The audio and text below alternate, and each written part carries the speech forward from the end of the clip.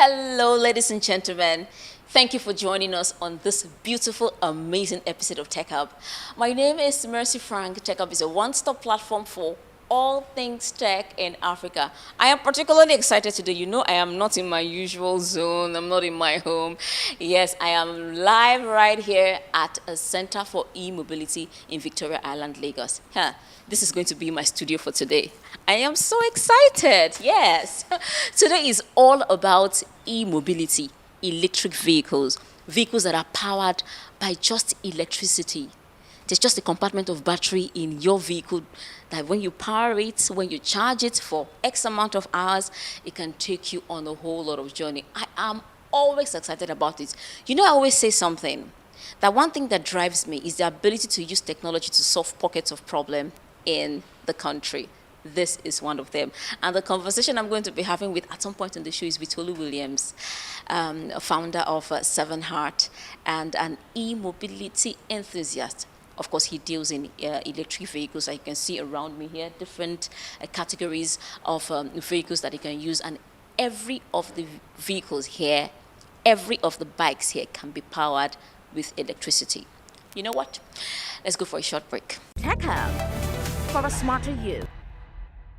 I honestly think that as a nation, the earlier we realize that the days of crude oil sales and exports are numbered, the better for us. The problem is that we are running a 21st century economy with 18th century ideas.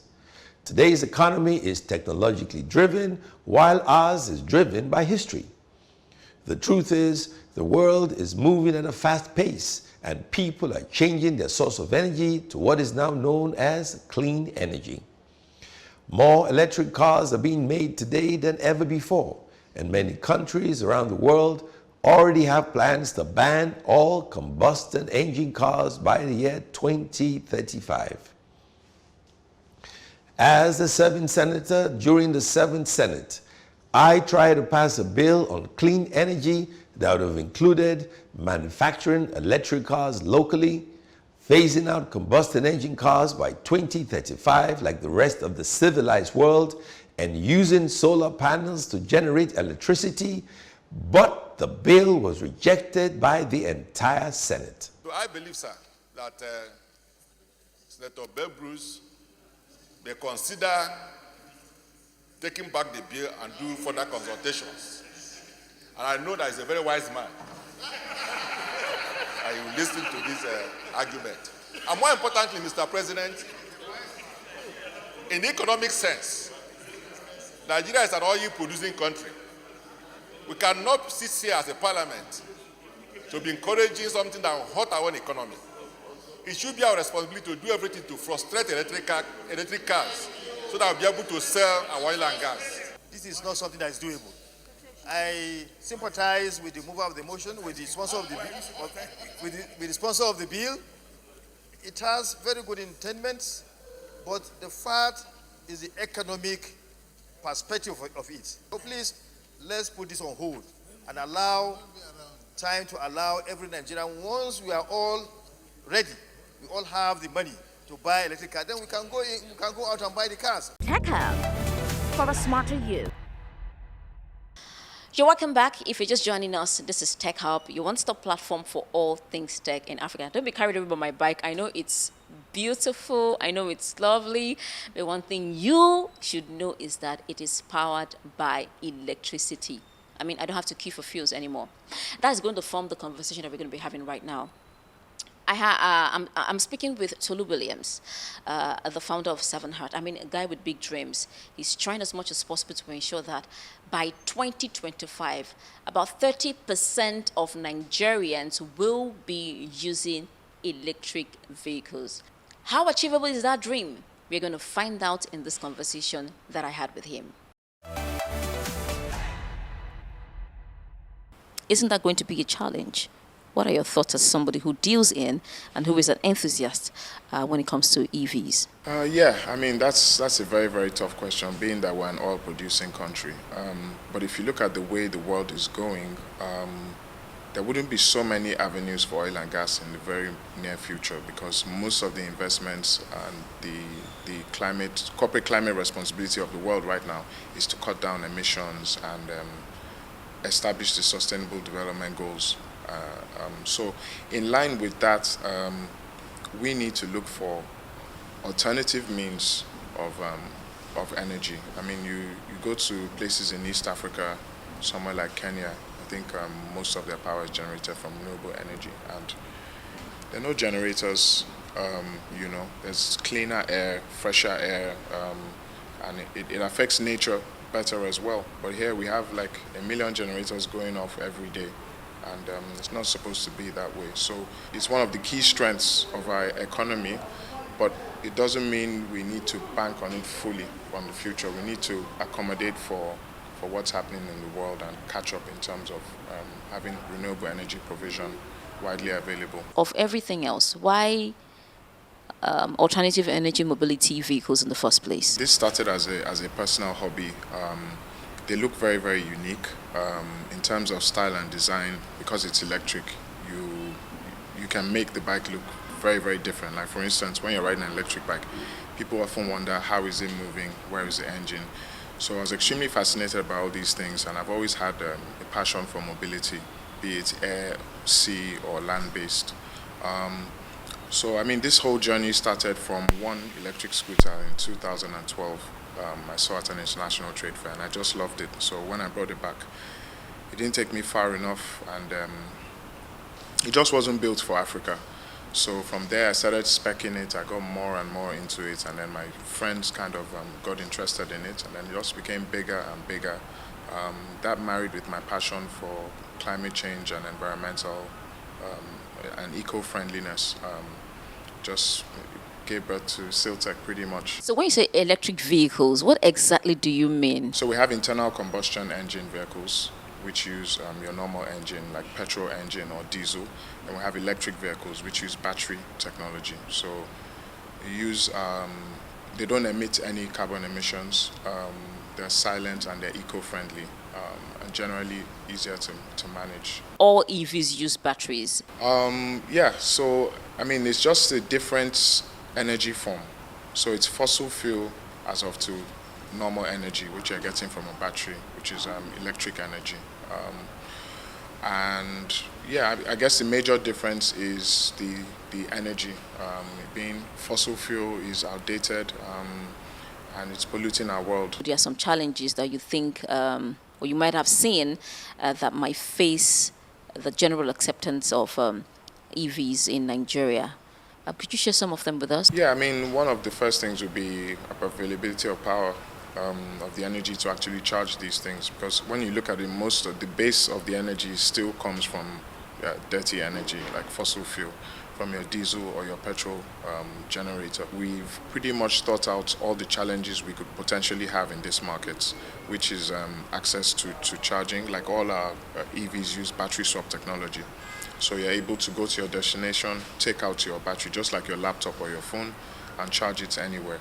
And it also doesn't consume as much energy. People who use prepaid meters, don't they have to pay through their nose to power the batteries? Most people think, oh, once you plug in your EV, you've plugged in an iron kettle, all the lights are going to dim, the sound of the generator will change. It is totally far from that. We use smart chargers, totally far from that. And with the way we've calculated it, the chargers, the consumption of the charger is very, very minimal. You know, it's very, very minimal, very, very affordable. So if you look at that in terms of in relation to like what you'll be spending on mobility in terms of petrol or diesel, it's almost 15 to 20% of whatever the cost of what that would have been. Let's talk about the challenge of infrastructure. I mean, walking down the streets, we got into potholes and waterlogged streets. I wonder, is that in any way some sort of challenge? That was the first initial challenge I had in 2012. I soon realized most of these EVs are built for Asia and Europe, where they have perfectly smooth roads and short distances. So we had to focus on the assembly, increasing the controller capacity, the batteries, the motor ratings, so we could carry Africans, because Africans are heavy. You can imagine an African jumps on a bike and then picks up an African woman with a basket of tomatoes, it's quite heavy, and that doesn't happen in Europe. Of course, everything here is a curation of our work over the years, and everything is built for specification. I wonder if it's affordable. Yes, it is. It is very, very affordable. We try and make sure we cater to our pockets, basically, in terms of we have a whole range of EVs. So literally I wouldn't say any amount of money you have, but we're able to give you an EV. So we have different price ranges, from very, very expensive to moderately priced EVs. We also offer payment plans as well. Let's talk a bit about the issue of climate change and how much this will help Nigeria meet its 2060 goal. Yeah, so on climate change, like I said, just using an electric bike moderately saves up to 30 to 40 million reduction in CO2 emissions. And when you look at the global targets, it's in the billions for us to be stable in the near future. So that alone already adds to the reduction. Where there is vehicle, there is a mechanic waiting for, by the side to make repairs. All our repairs are done in-house. All the modifications as well we do are done in-house. In fact, we're launching 3 prototypes next month. We're building an electric car, an electric trike, and electric bike. They'll be made in Nigeria. About 65% of the materials are sourced locally and manufactured here in Nigeria. There's definitely a need for capacity training and also alignment. It's not really far from what they know already.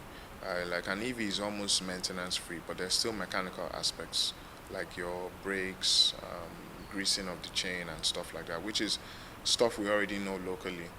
So we're happy to pioneer and head that space as well in the transition from the local technical skilled labor from ICEs to EVs. We're trying to get 30% of all Nigerians using two-wheel EVs in the near future. So the best way we can do this is by manufacturing locally. You said near future. Do you have any specific year in mind? 2025, I said it was 2025. Tech Hub for a smarter you.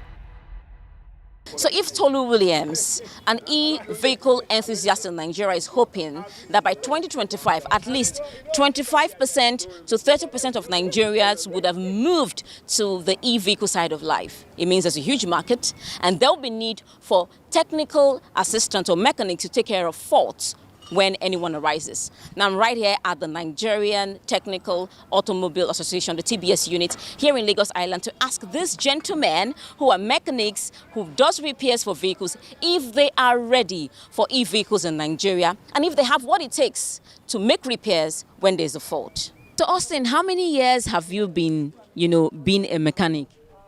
Over 30 years. Wow. So have you heard of electronic vehicles before, where you can move your vehicles without, fuel? All you need to do is to charge it like you're charging your phone. Yes, I've been seeing it on documentary.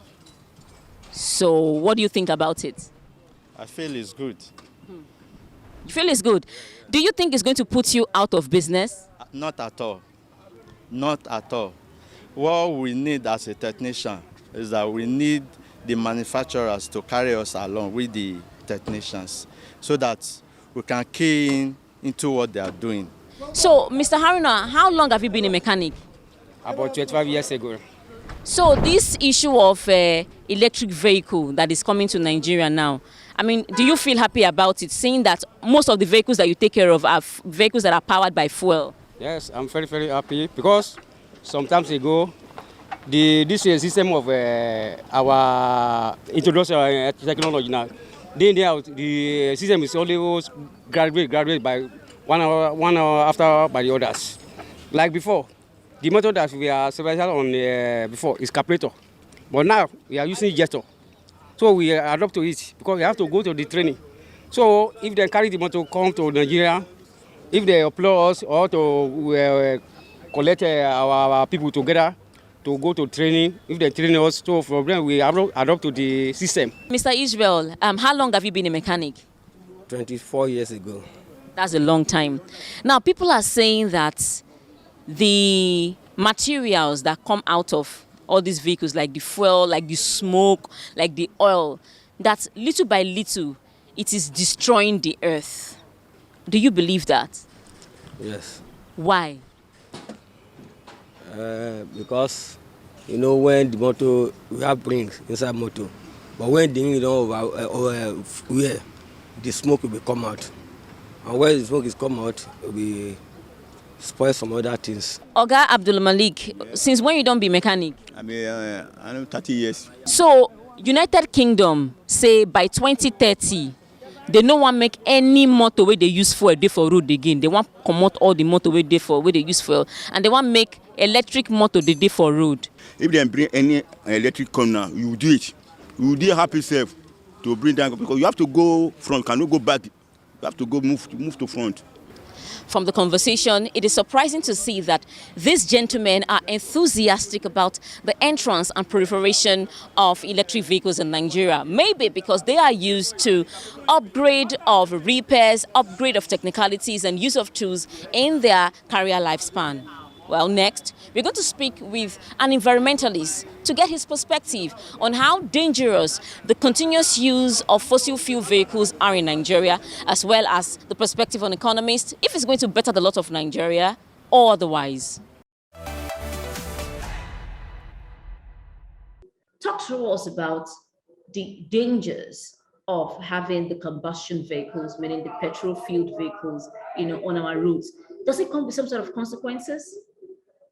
Absolutely. The reality is that if I brought a small car into your big studio and left the engine running, nobody would stay in that studio because the emissions from burning fossil fuel are deadly poison.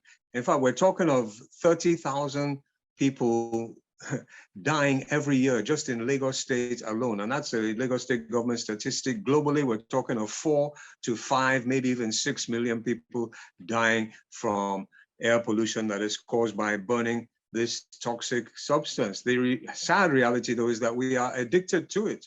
We're addicted to something that is extremely dangerous, not just to our lives, but to the environment. We're totally addicted. That's why we have the queues. We have to queue up to get this stuff because we need it.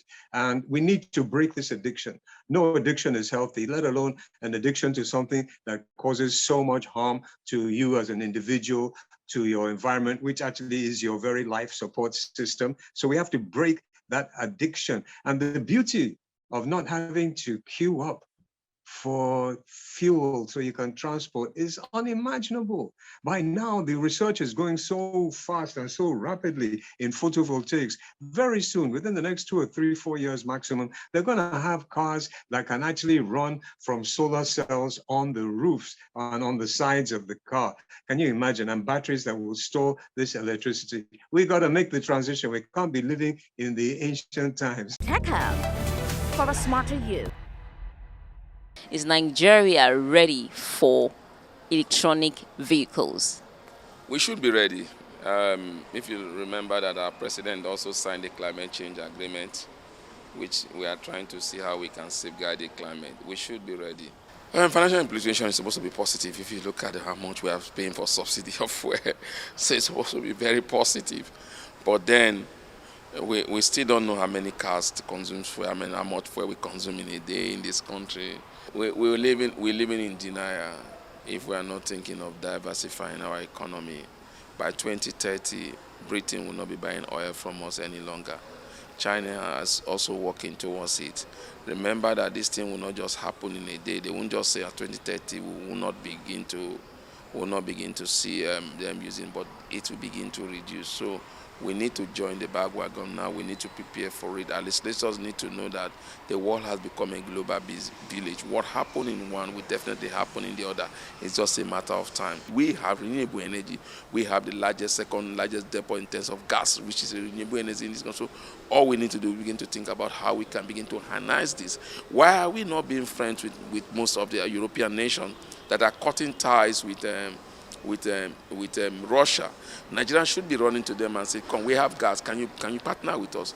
But unfortunately, we are not doing that, and for me, it's a big challenge. There is a glut in supply of electricity? Well, it don't mean that we want, if we can begin to power our house with our solar energy, power house with our generators, I think people will begin to look at means of powering their electrical car with whatever device that will be.